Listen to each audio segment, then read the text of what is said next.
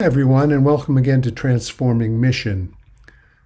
The topic this week is the Kingdom of God, Module 3.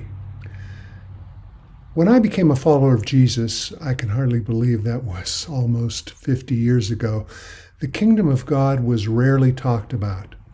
That omission is hard to understand in light of the place that the kingdom has in the proclamation of Jesus and his own ministry. Today we hear the kingdom of God spoken of often, but I'm often not sure exactly what folks mean when they use that term. I think we should and can be clear about it. Perhaps the best explanation for the omission I've mentioned has to do with the polarization of conservative Christians and kingdom-minded Christians over the so-called social gospel. In other words, news of the kingdom was sacrificed in an argument between competing Christian groups. Serious Christians focused on evangelism, while kingdom-minded do-gooders were satisfied with doing good, or so it was thought by some. But as we noted earlier in the discussion on the Missio Dei, both evangelism and mercy ministry are legitimate and necessary parts of God's mission. One New Testament scholar and theologian was well known for his work on the kingdom of God well before it became a popular topic.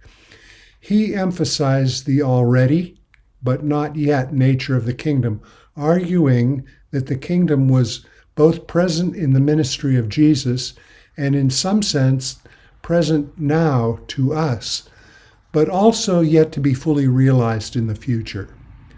The kingdom is already, but also not yet.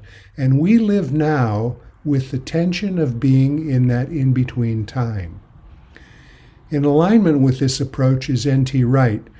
I think perhaps many of you are familiar with at least some of Wright's writings. Wright often says that we are to build for the kingdom rather than build the kingdom itself, which will be a fresh creative act of God at some point in the future.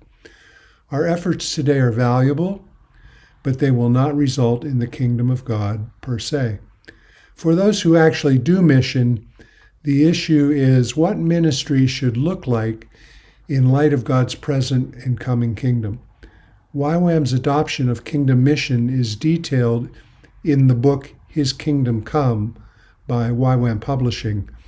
The book attempts to present an integrated approach to discipling nations and fulfilling the Great Commission, a both-and approach to making disciples of individuals and discipling nations, transforming cultural systems of nations and communities. This week you will read one article from that book that will make this all very clear for you. I think you'll find it very helpful. N.T. Wright has observed that perhaps the best way to understand the kingdom of God is to ask a question. What would it look like if God were in charge around here? The answer, of course, is that it would look like the kingdom of God. Okay, then, again, be sure to do your reading for Module 3. You'll be happy to know that it's much shorter this week.